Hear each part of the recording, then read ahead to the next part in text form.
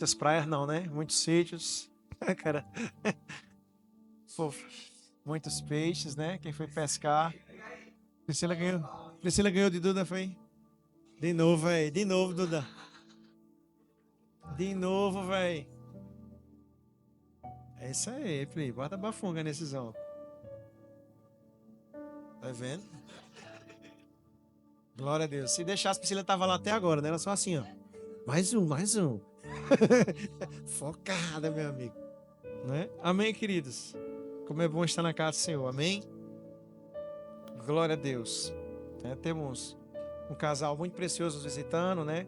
Irmão Fagner, irmã Morgana, né? Filha do nosso querido Carlos, né? Nossa irmã Branca, desculpe o apelido, mas porque seu nome não vem na mente, né? Sejam muito bem-vindos em nome de Jesus. Essa é a casa do seu Deus. Glória a Deus. Aleluia. Nós vamos falar hoje sobre a adoração que Deus recebe. É?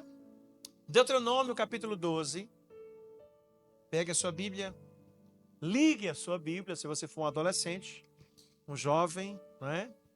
Mas se for um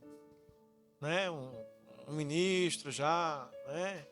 Um líder da igreja, abra a sua Bíblia. Glória a Deus. Abra a sua Bíblia, porque quando tiver um blackout, né? Da Quarta Guerra Mundial, você não fica sem ler a Bíblia, né? Você tem a sua Bíblia. Glória a Deus. Ou quando o anticristo bloquear os downloads de Bíblia, você não fica sem sua Bíblia, né? Capítulo 12, Deuteronômio.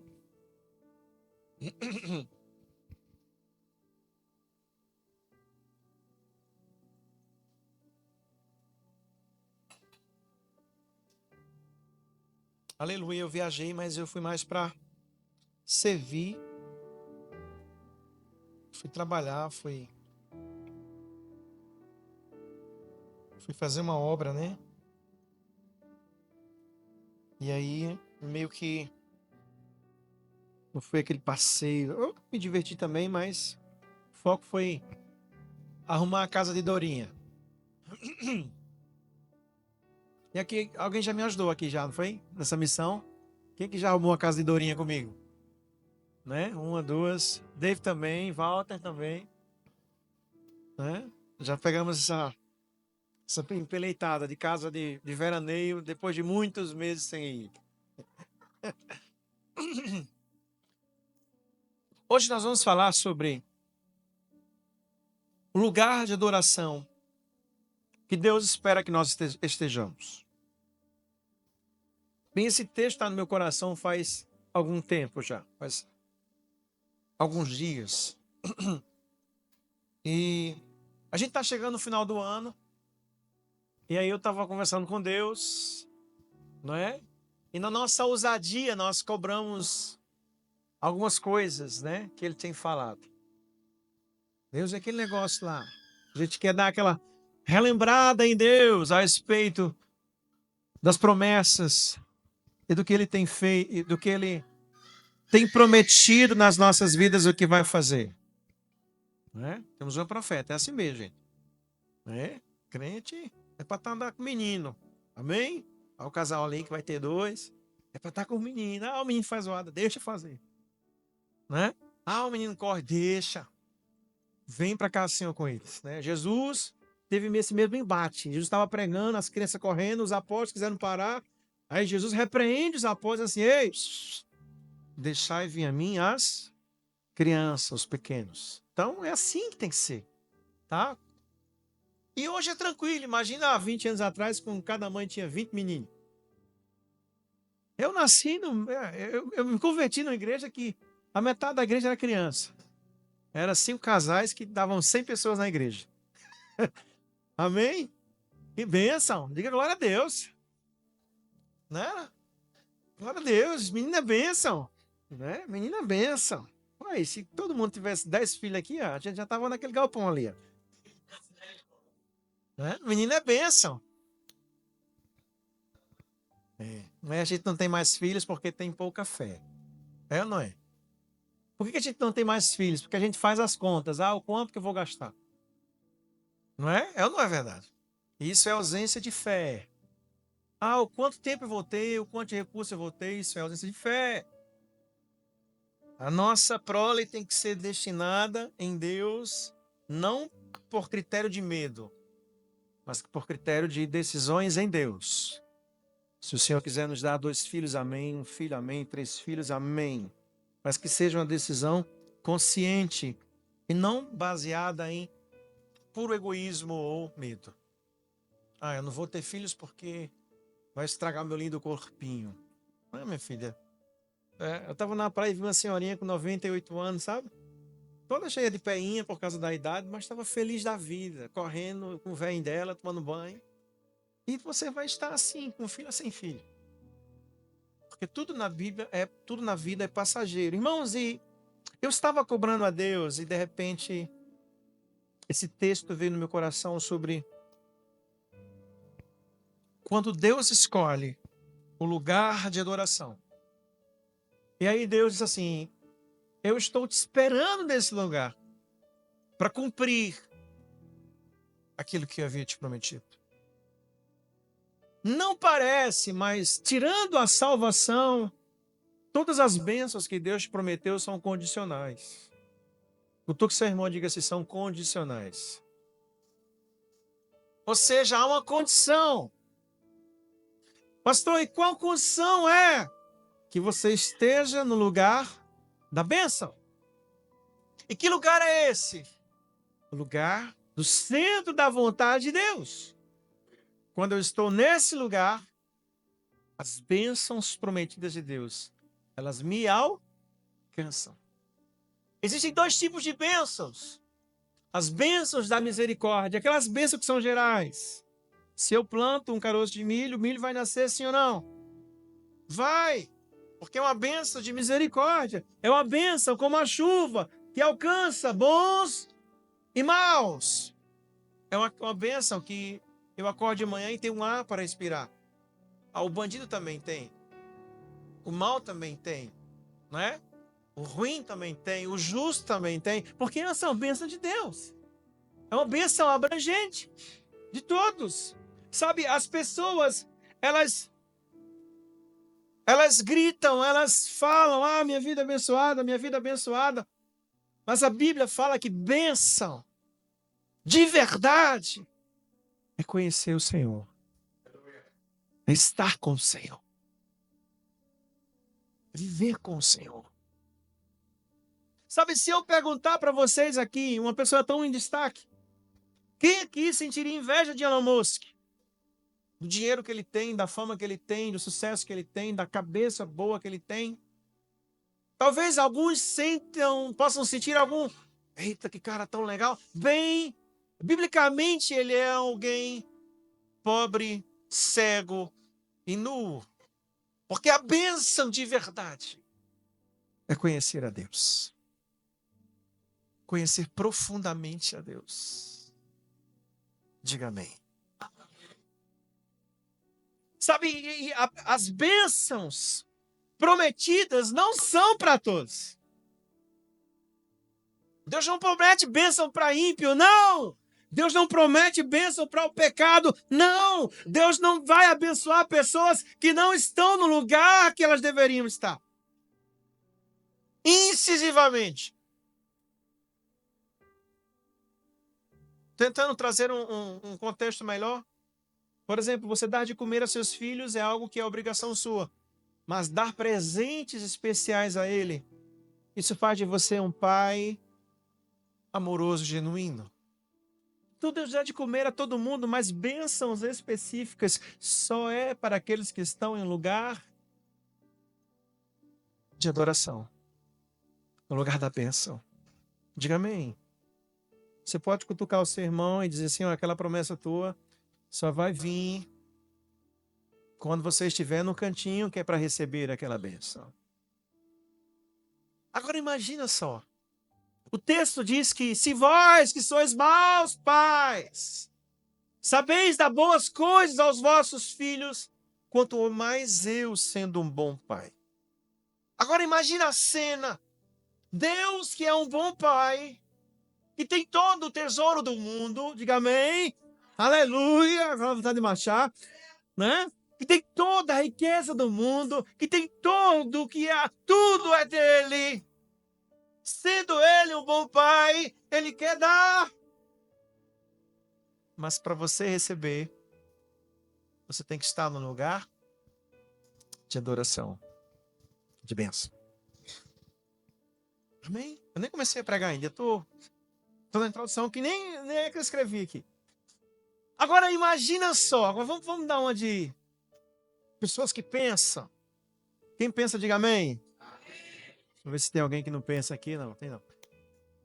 Se eu sei que Deus é um bom pai, se eu sei que Ele pode me dar todas as coisas, se eu sei que Ele pode mudar a minha vida, e a única condição é que eu esteja no lugar da bênção, no lugar que Ele quer que eu esteja, a pergunta que fica é: por que eu não estou nesse lugar? Aí você cutuca seu irmão e diga assim: boa. É ou não é verdade?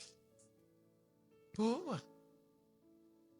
Sabe, em Deuteronômio capítulo 12, Deus escolhe um lugar. Deus estabelece um lugar. Eu quero ler com vocês o versículo do 1 ao versículo 12. Que diz assim: estes são os decretos e os estatutos que vocês devem ter o cuidado de cumprir todos os dias que viverem até o Senhor, o Deus dos seus antepassados, lhes dá para tomarem posse. Quando vocês expulsarem as nações que vivem ali, destruam todos os lugares em que eles adoram os seus deuses, nos altos montes, nas colinas, debaixo de toda árvore verdejante. Derrubem os altares idólatras, despedacem as colunas sagradas, queimem os postos de Azerá, quebrem suas imagens esculpidas, apaguem completamente o nome dos seus deuses. Versículo 4, preste atenção: não adorem o Senhor, seu Deus, da forma como esses povos pagãos adoram os seus deuses. Em vez disso, busque o Senhor, seu Deus, no lugar que ele escolher dentre todas as tribos de Israel para habitar e ali estabelecer o seu nome. Ali vocês apresentarão holocaustos, os sacrifícios, os dízimos, as ofertas sagradas, as ofertas para cumprir votos, as ofertas voluntárias, as ofertas da primeira cria do gado dos rebanhos. Ali você e seus familiares comerão na presença do Senhor seu Deus e se alegrarão com tudo o que realizaram, porque o Senhor seu Deus os abençoou. Presta atenção no versículo 8. Vocês mudarão a sua forma de adorar. Oxe! Cada um faz o que bem entende, pois não chegaram ao lugar de descanso, a terra que o Senhor Deus lhe dá como herança. Em breve, porém, vocês atravessarão o rio de Jordão e se estabelecerão na terra que o Senhor seu Deus lhes dá. Quando ele lhes der descanso de todos os inimigos à sua volta, e vocês estiverem vivendo em segurança na terra, levem ao lugar que o Senhor seu Deus escolher para a habitação do seu nome tudo o que lhes ordeno: holocaustos, sacrifícios, dízimos, ofertas sagradas e as ofertas para cumprir um voto que fizeram ao Senhor. Alegrem-se ali na presença do Senhor, seu Deus, com seus filhos e filhas e com seus servos e servas. Lembre-se de incluir os levitas que vivem em suas cidades, pois eles não receberão herança ou terra alguma. Diga amém por isso. Aleluia. Diga glória a Deus. Amém, irmãos? Quem aqui já ouviu jargões? Eu estava na praia e estava escutando alguns adolescentes com muitos jargões. E eu comecei a refletir isso. Quem aqui já viu jargões assim? Quem tem freio é bicicleta. Quem aqui já disse isso muitas vezes na adolescência, espero. Não é ou não é? Na adolescência, né? A gente, como nasceu no berço, né? Era jargão de crente, né? De pentecostal, né? Quem aqui já ouviu, sabe? Quem tem pena é galinha. Essa daí a gente já ouviu, né? Quem tem dó é piano. Foguete não tem ré, agora tem, né? E aí eu ouvi um certo jargão que diz assim, a pessoa dizendo assim, quem tem limite é município. Quem que já ouviu isso? Isso é todo mundo, né? Todo mundo é velho aqui, né? Sabe, a gente ri com isso, mas quando éramos adolescentes, éramos acostumados a fazer isso. A falar essas coisas. E você pergunta, por quê, pastor? Porque na nossa cabeça de adolescente, nós tínhamos a liberdade de fazer o que queríamos. Aí falamos essas coisas. Quem tem limite é município. E daqui a pouco você vira adulto e você vê que os limites lhes são impostos. É ou não é verdade? E aí você não fala quem tem limite é município, a gente fala quem tem limite sou eu. E quando casa, pronto, não pode nem pescar quando quer. Tem limite? Não é? Então esses são jargões de adolescência, na falsa razão de que temos a liberdade de fazer o que queremos. E no contraste da vida adulta, podemos falar num jargão também. O mundo dá voltas. O mundo dá voltas. E o mundo está louco. Antigamente éramos treinados para viver uma vida difícil. Era ou não era? Hein? Os mais branquinhos, né? Com cabelos mais brancos, as cãs, a Bíblia chama de cãs. Éramos treinados para viver uma vida difícil. E a indústria cinematográfica, sabe, as séries, os desenhos, eles faziam com que nós tivéssemos esperança. Era aquela coisa, sabe, fora da curva, que nos fazia ter esperança, que nos fazia emocionar. Hoje, o mundo inverteu. O mundo está doido. As pessoas são treinadas para viver uma vida de ilusão. Fique rico aos 30 anos. Seja jovem a vida inteira. Seja bonito até os 50. Diz que fique milionário aos 25 anos. E o povo nasce com isso, sabe? E quando você vai fazer entrevista no ensino médio, o que você quer ser? Eu quero ser milionário. O que você quer ser? Não, eu quero ganhar dinheiro. Eu quero ser jovem, eu quero ser bonita. Sabe, as pessoas vivem hoje treinadas para viver uma ilusão. E quando nós assistimos os filmes agora, deixaram de ser filmes esperançosos para serem os filmes que revelam a vida como ela é. Veja como inverteu os valores e os princípios.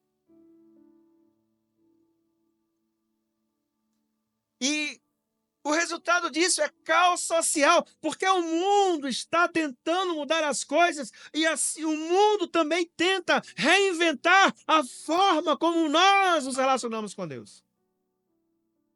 É ou não é verdade? O mundo quer ditar a forma como a gente obedece a Deus. Ó, você pode obedecer a Deus até aqui, porque daqui para lá é feio. É ou não é verdade? Você não pode falar que alguém é pecador. Você não pode falar isso, você não pode falar aquilo, porque não é correto aos olhos sociais. O mundo ele quer ditar o conceito sobre obediência. O mundo quer ditar a forma como nos relacionamos com Deus, em respeito do que é conquistar algo, do que é ser aceito por Ele. Relativizando a nossa fé, relativizando a perseverança. Eu quero te provar que eu estou certo. Quantos aqui nesse ano, fizeram uma campanha de oração, virando noite, de joelho no chão, pedindo a bênção a Deus? Isso era muito comum antigamente. Hoje nós temos a ideologia, a forma de ver a fé, como se Deus fosse soprar um vento, que a bênção chegasse até nós. A bênção que é para ser conquistada, sabe, remando o barco, cavando o poço. Os antigos falavam sempre isso, você tem que cavar o poço para que dê água. Isso é relativização da fé. Isso é relativização da persistência. Ah, pastor, Deus sabe do que eu preciso. Então, eu só vou pedir de manhãzinha, depois de tomar um café da manhã, e amém? Aí você fala assim, misericórdia. O mundo entrou na minha fé. Pastor, por que eu estou falando isso? Porque foi o primeiro a ser cobrado por Deus. E Deus disse, eu não vou te dar, através de um vento, aquilo que você tem que ganhar remando. Cutuque seu irmão, diga assim, você é bom de remo? David é não, né? Eles foram pro... Eu tenho um barco a remo que é feito para mim, né? Que eu sou um ótimo remador. Glória a Deus, né? E aí eles foram tentar lá, eu soube que não foi muito bom não, né? O mundo relativa, o mundo quer nos influenciar a nossa relação com Deus. Ele quer dizer como tem que ser o nosso culto. Ele quer dizer como nós temos que receber as pessoas. Ele quer dizer como a gente tem que orar, como a gente tem que se vestir. Você não pode ser muito diferente, porque você senão vira quadrado, radical. Como se ser quadrado aos olhos do mundo fosse algo ruim.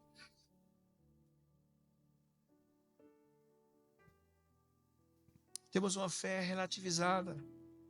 Sabe, até adoração. Temos um padrão, porque tem que ter, sabe, uma estrutura, porque senão não é bonito, tem que ter. Quem disse isso? Quem disse isso? Quem determinou isso? Aí nós lemos esse texto. Nós vamos trabalhar ele devagarzinho, mas em síntese. Se nós fizéssemos uma síntese, o que Deus quis dizer nesse texto que nós acabamos de ler? Eu fiz essa síntese. Ele diz, e abra os seus ouvidos. Olha o que ele diz na sua síntese. Eu exijo do meu jeito, da minha forma, não recebo nada além disso. Como também puno os que contrariamente agem. Os que contrariamente agem. Aí você fala, vixe. Pode falar no vixe.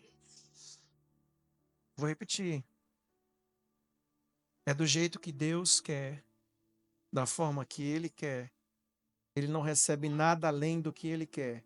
E pune os que contrariamente agem, contrariamente ao que Ele quer. Diga assim, eita. Imagina você numa passeata militante e fala isso. É da forma que Ele quer, que Ele deseja, que Ele determina, que Ele escolhe. Ele não aceita nada fora disso. E ainda pune os que contrariamente agem. Não adianta você ficar aqui 12 horas de adoração, fazendo o que Ele não quer. Ou adorando onde Ele não quer.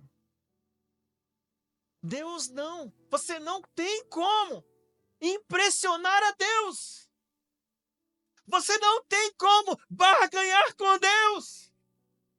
Está escrito lá em Mateus que vão vir alguns que profetizavam, que curavam, que pregaram multidões. E eles vão vir tentar barganhar com o Senhor Jesus. E vão dizer, em teu nome fizemos isso, isso, isso. E Jesus, de forma muito fina e clara, vai dizer, para longe de mim, nunca conheci vocês. Como assim, se eles fizeram tanto pelo reino? Porque Deus não se impressiona com as obras das nossas mãos. Deus não se impressiona com o nosso louvor. Deus não se impressiona com nada que você possa fazer. Deus apenas quer que você esteja no lugar que Ele estabeleceu, que Ele escolheu e que Ele estabeleceu para você estar lá. Olha para o seu irmão, é só isso. Só isso. Só. Imagina se fosse uma lista com 10 itens. A gente erra no primeiro. Só isso. É só isso que eu quero de você, Deus falou comigo. É só isso, criatura. Para me mudar a tua vida. Para me transformar os teus caminhos. Para abrir a porta do céu e fazer chover bênção sobre a sua vida.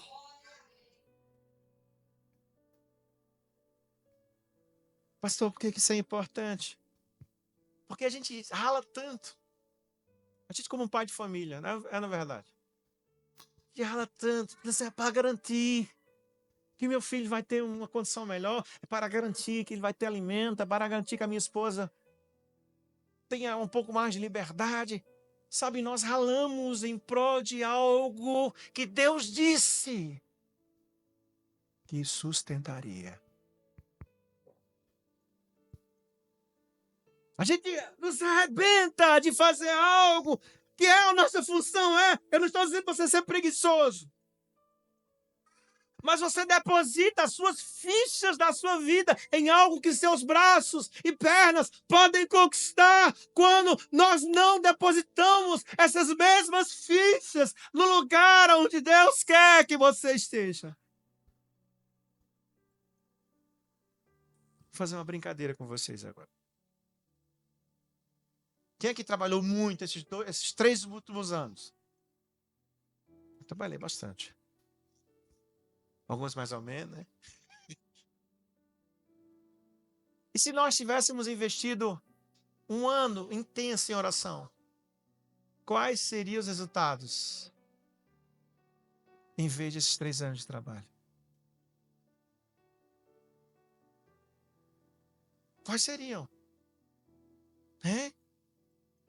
Quais seriam o resultado? De vez de, eu vou trabalhar até 5 horas da manhã hoje, ou não, eu vou parar à noite, eu não vou dormir hoje. Eu vou orar de 1 às 5 horas hoje. Já imaginou isso?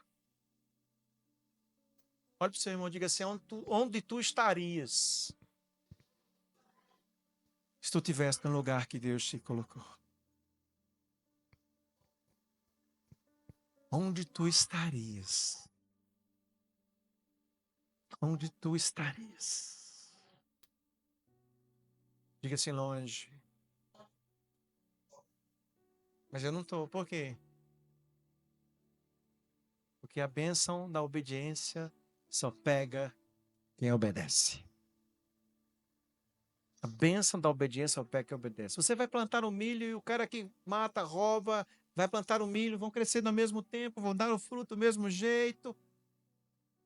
Mas a bênção da obediência é fazer com que aquele milho que dá 1 espiga dê 10. Isso é a bênção da obediência. Aí o cara que ganha, que colhe o milho, vai olhar para você e vai dizer qual é o segredo. Aí você vai conseguir evangelizar ele dizendo assim, obedecer a Deus. Obedecer a Deus. Deus exige da forma dele, do jeito dele, e nada. Além disso, ao ouvir isso, há 2 reações. A primeira, de se rebelar. Isso significa que a sua alma está contaminada pelo pecado. A segunda reação de ouvir isso é de se arrepender. Isso significa que a sua alma está viva. E eu quero ler o texto novamente. Trazendo 5 princípios para estar no lugar que Deus quer que você esteja. 5 princípios para estar no lugar de adoração que Deus escolheu para você estar. Primeiro, versículo 1, esses são os decretos e estatutos que você deve ter o cuidado de cumprir todos os dias e que viverem na terra que o Senhor, o Deus de seus antepassados, lhes dá para tomarem posse. Primeiro, entender que há leis que regem esse lugar. Tu que seu irmão diga assim, há leis para se relacionar com Deus.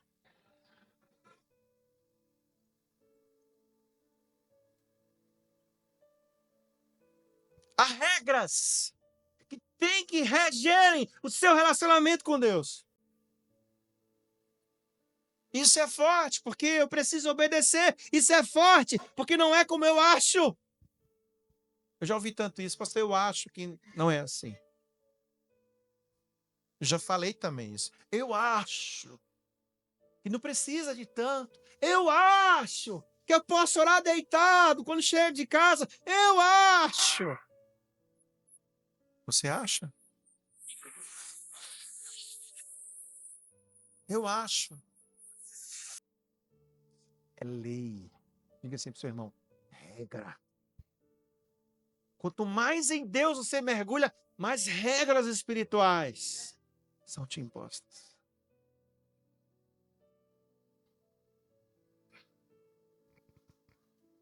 Eu concordo, pastor. Sabe, eu vou quando tiver disponibilidade de tempo. Quantas pessoas dizem isso aqui? Quando tiver tempo, sabe? É lei. E quem descumpre a lei, desobedece. Quem desobedece se afasta de Deus. Diga assim, misericórdia. Diga amém, não, tá? Quer entender mais? Quando a gente é solteiro, existem regras para solteiro, sim ou não? Sobre paz, sobre servir a Deus, sobre fornicação. Quando se casa, abre o leque da Bíblia de leis para casados. Abre o leque. Marido, esposa. Quando se é pai e mãe, abre outro leque de leis. Que agora eu tenho um filho, agora eu tenho que ler bíblica, eu tenho que fazer isso, porque a palavra de Deus manda, e eu estou falando de leis básicas. Porque tudo que existe, tudo que é eterno, existe leis. Casamento existe lei. Viver solteiro existe lei. Ser pai existe lei. Ser filho existe lei. Ó, quem está perdido nas trevas, tem lei para eles. Quem é achado como filho, tem lei para nós. Quando eu falo lei, a gente está tão mundanizado a nossa mente que nós achamos que isso é ruim. Mas olha o que o salmista disse. Salmo 119. Como são felizes os que andam em caminhos irrepreensíveis. Como são felizes os que vivem conforme a lei do Senhor. Como são felizes os que amam e obedecem às tuas leis, de todo o coração o buscam. Diga amém.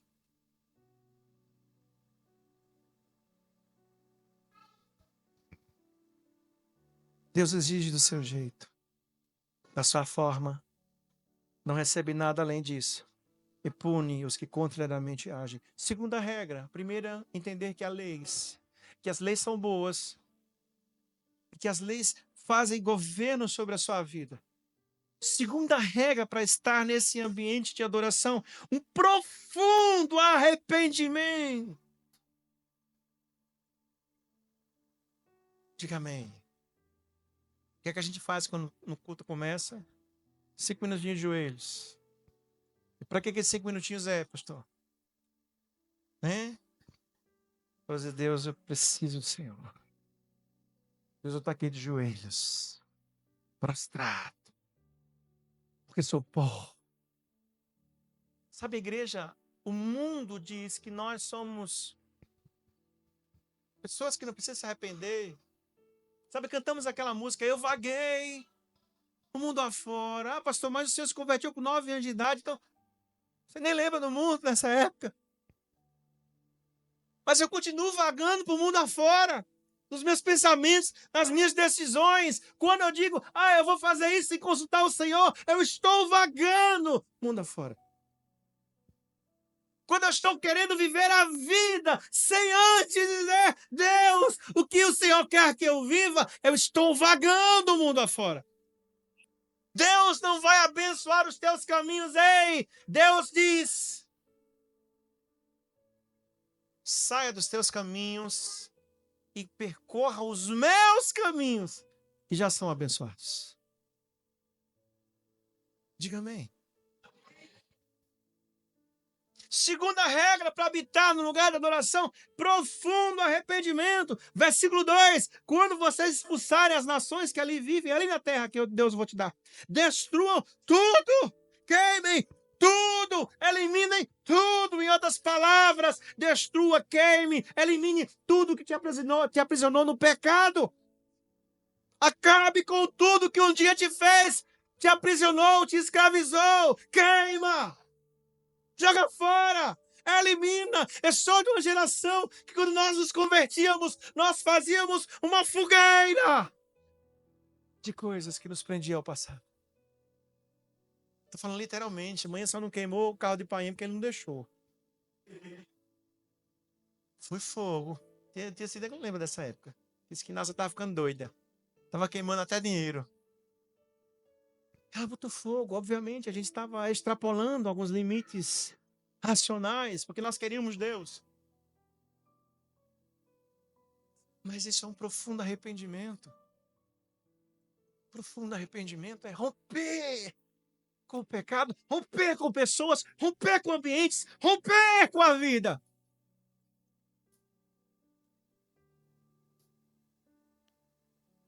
Para estar nesse lugar é preciso um arrependimento profundo, é preciso queimar no lixo que um dia governou a tua vida em lugar de Cristo. John MacArthur tinha uma frase muito interessante.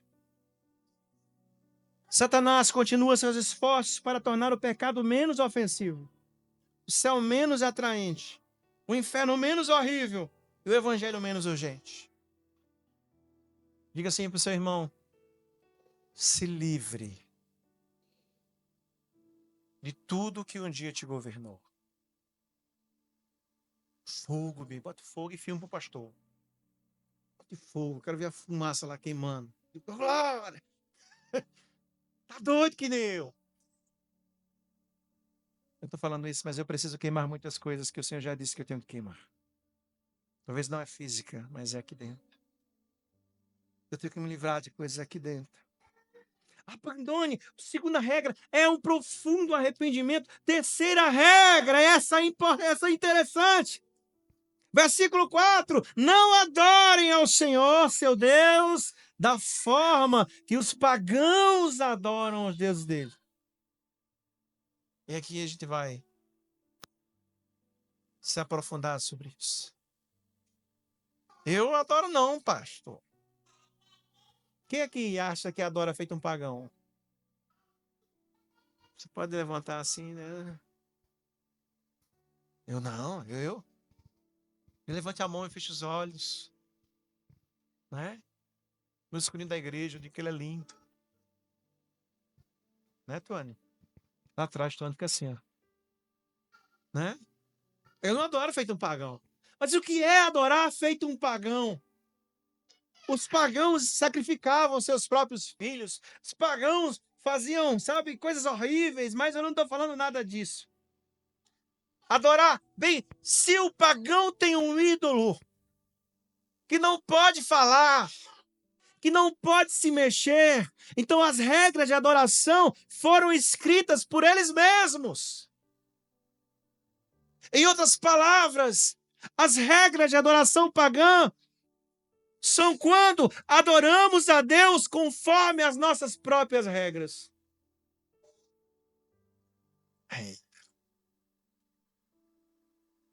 Aí ele está louvando e você está sentado. Diz, não, eu louvo assim. Eu adoro assim. Aí você está em casa e vou orar assim. Vou fazer isso. Não tem nada demais, eu vou falar de Jesus assim, eu vou viver assim. Aí Deus te chama de pagão. Aí você fala assim, ó. A cara de... Porque quando eu adoro a Deus conforme as minhas regras, conforme as regras daquilo que eu acho que tem que ser, ou como tenho que viver, Deus diz, não adore assim. Adore da forma que eu quero. Como eu determino. Aonde eu escolher. Tudo o que você tem que ser de acordo com como eu vou fazer. Imagina Deus, eu era adolescente. Eu vim orar aqui na igreja com o meu violão, que era uma igreja, pelo menos era de terra batida, e era um ponto de pregação. E eu estava orando, e de repente o Senhor disse, eu quero a sua noite. E eu passei a noite em claro, só cantando. E não era aquela coisa espiritual, no começo era, fiquei chorando, e aquela benção, e aí deu meia-noite, e aí deu uma hora, acabou o som, e começou o cansaço. Eu continuei, perseverei até amanhecer o dia. Porque assim o Senhor pediu. Agora se eu dissesse, já tá bom, quantas vigílias eu fiz isso? Não, já orei demais, eu vou embora dormir. Eu fiz muito isso. Eu sou uma pessoa diurna, não gosto de 4, 5 horas da manhã que eu tô virado na macaxeira. Né? Quantas vezes eu determinei o que eu tenho que fazer para Deus? Isso é paganismo. Olha para o seu irmão e diga assim, você não tem querer. É o que Deus quer.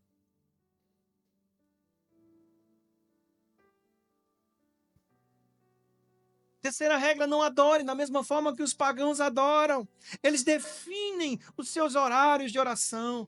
Eles definem os seus dias. Eles definem o quanto tempo. Eles definem o quanto tem que entregar. Eles definem os ritmos da sua vida. Ei! Pagãos vivem pelas próprias decisões. Cristãos e filhos vivem pelas decisões do alto. Quando você lê a biografia de Billy Graham, até o que ele ia calçar, ele perguntava ao Senhor. Até o que ele ia vestir, ele perguntava ao Senhor. Imagina o resto. Até o que nós temos que comer, temos que perguntar ao Senhor. O que beber, temos que perguntar ao Senhor. Como viver, nós temos que perguntar ao Senhor. Como trabalhar e aonde e o que fazer, temos que perguntar ao Senhor. Diga amém. Eu sempre brinco aqui, culto bom é quando a gente sai descabelado, suado, rouco, molhado em lágrimas. Mas se Deus disser que é para ser assim, então toda outra adoração é pagã. Diga, eita, tenho que vir para o culto, para sair daqui descabelado, suado, chorando, que nem uma bênção. Porque é lei. Não tem a ver com a tua interação com o Espírito Santo, não tem a ver com lei, com entrega. Com entrega. Diga amém. Como é a forma básica, os preceitos básicos de adoração ao Senhor, de todo o coração, de toda a alma, de todo o entendimento. Olha para o seu irmão e diga assim, tudo. Diga amém por isso. Quarta regra.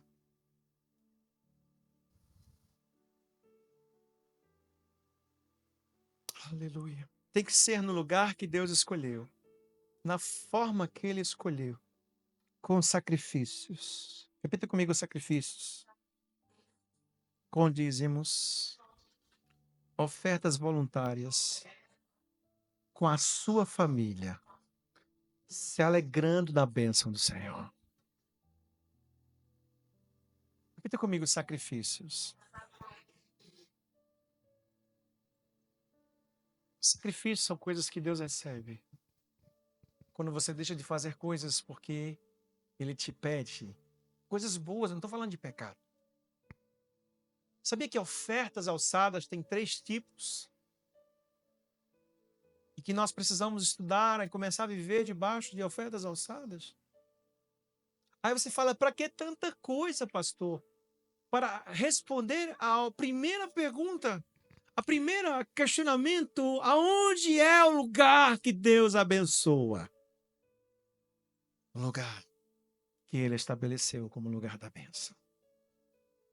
Então a quarta regra tem que ser no lugar que Ele escolheu e da forma que Ele estabeleceu, porque a eternidade comunga com o trabalho. A eternidade comunga com paciência, a eternidade comunga com o servir, a eternidade comunga com a responsabilidade no mundo que é tudo rápido, no mundo em que nós estamos fugindo de trabalho, não compactua com a eternidade que diz que é pôr a mão na massa para fazer acontecer. É para pôr a mão na massa, é para cavar o poço.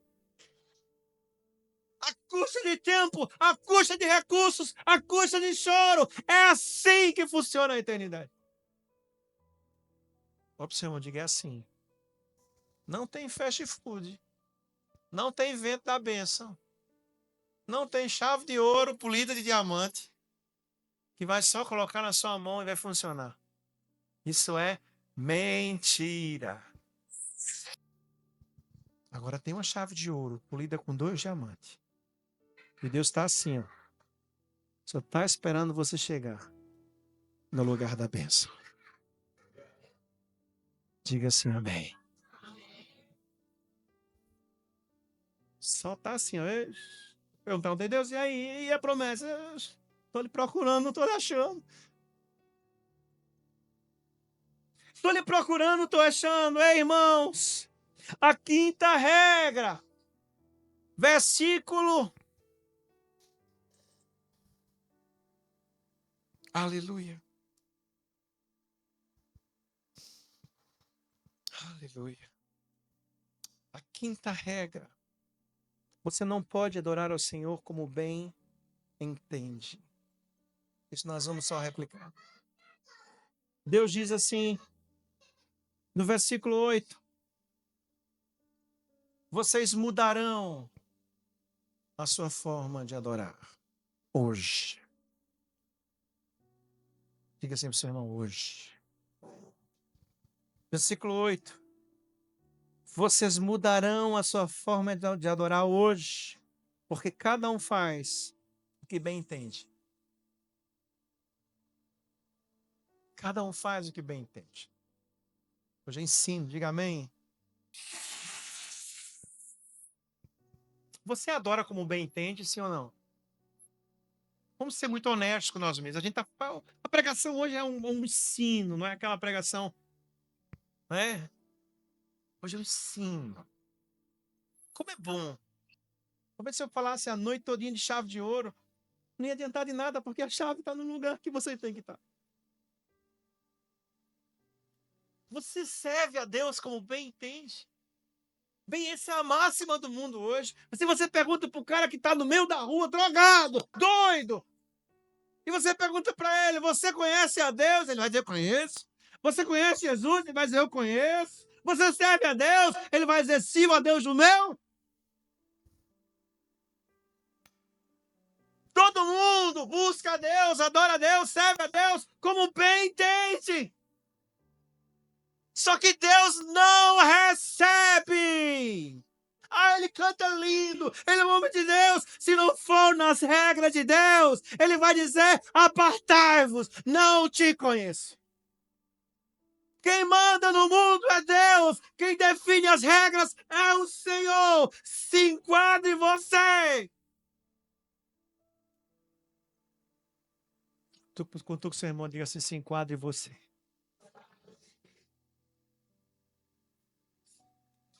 Você não pode adorar a Deus como bem entende.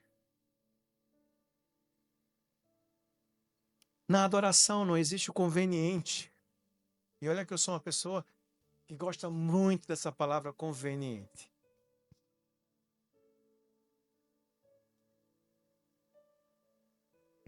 Na adoração não existe cansaço.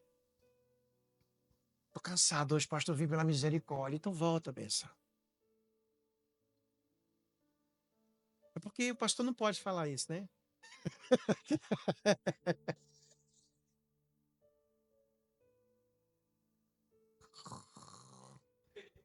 A gente pegando fogo aqui. Cansado. Agora, se fosse... Tivesse no show do Milhão, o Silvio Santos entregando dinheiro, tava assim, ó, eu quero, eu quero.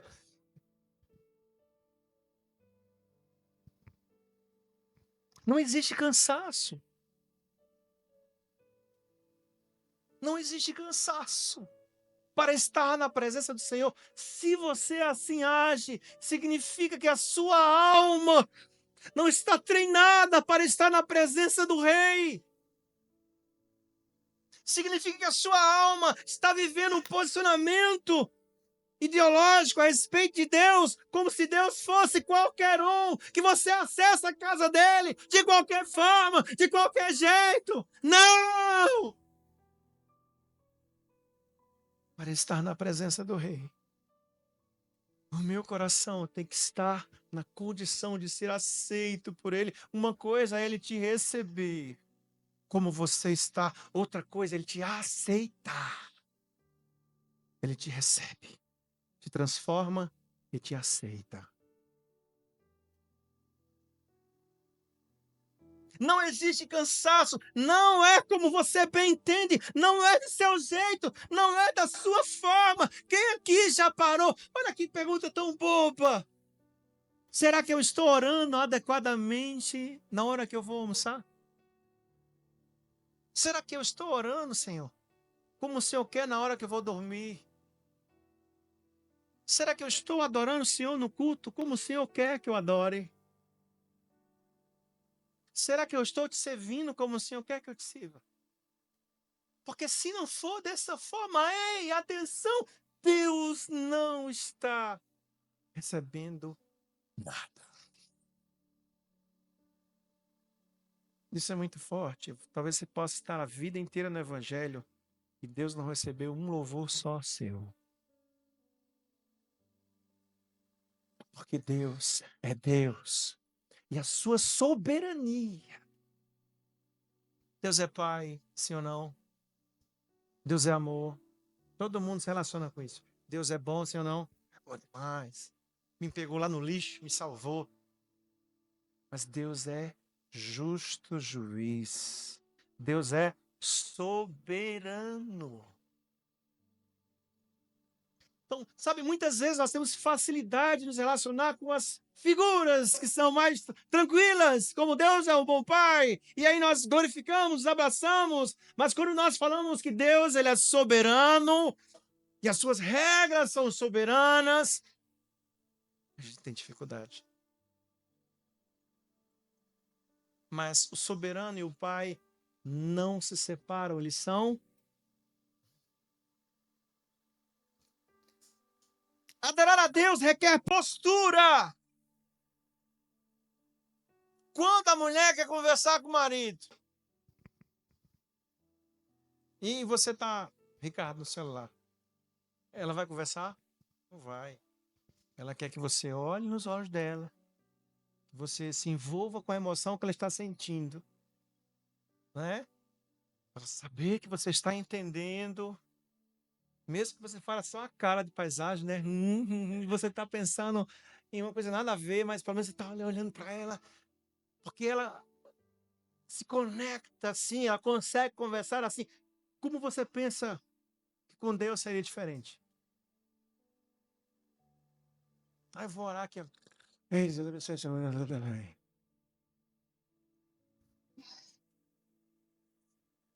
Relacionar-se com Deus requer postura intencional, racional, em tudo. 1 Coríntios 11, assim, quer que vocês comam, bebam ou façam qualquer outra coisa, façam para a glória de Deus.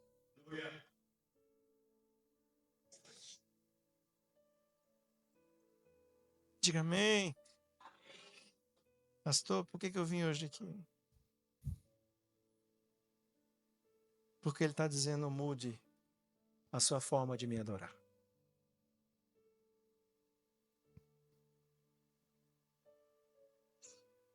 Porque ele está dizendo para você, eu tenho tanta bênção para derramar. Imagina um coração de um pai que quer abençoar e não pode.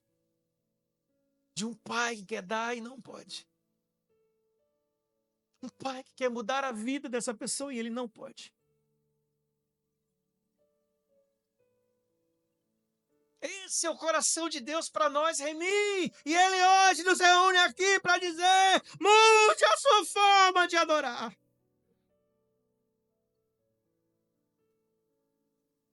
Fica de pé em nome de Jesus.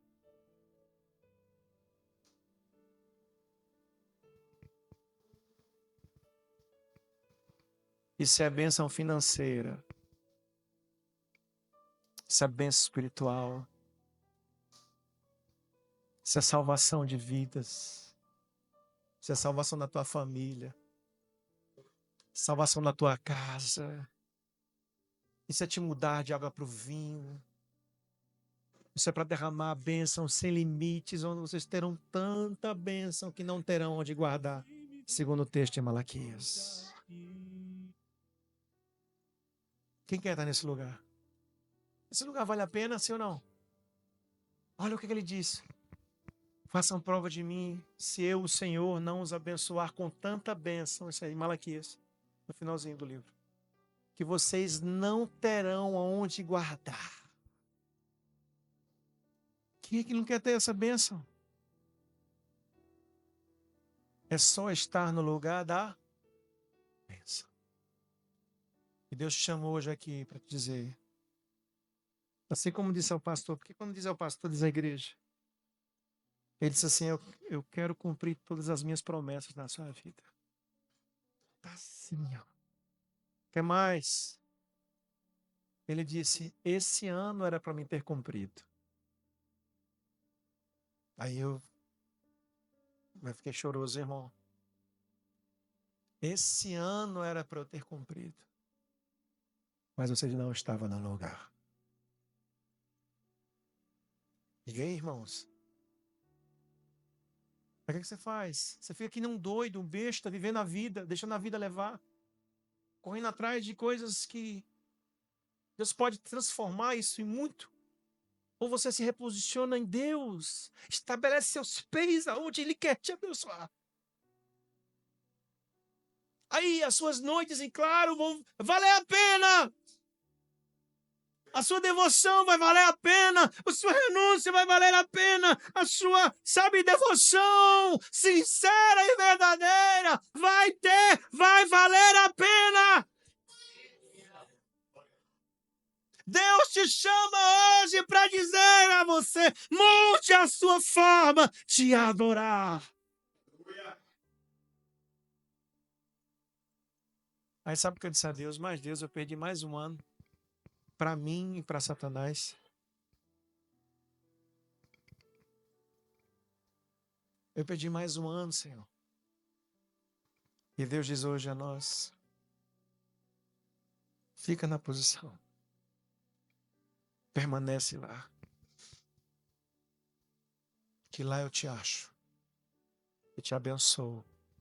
Em tudo que tua alma anseia. Porque eu sou um bom Pai. Eu quero que você ore agora. Olha, agora é o momento de você orar. Se você estivesse nessa posição, talvez você já estivesse com a sua casa própria. Corri tanto atrás de dinheiro e não veio.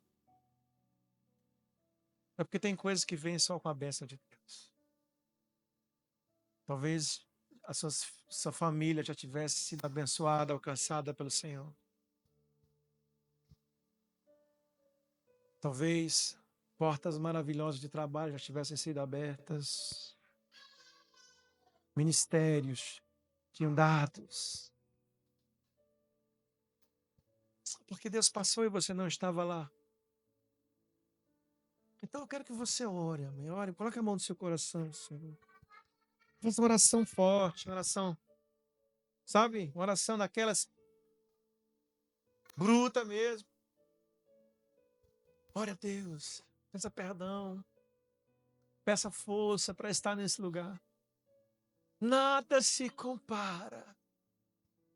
Nada, nenhuma bênção. Pode colocar a canção, Walter.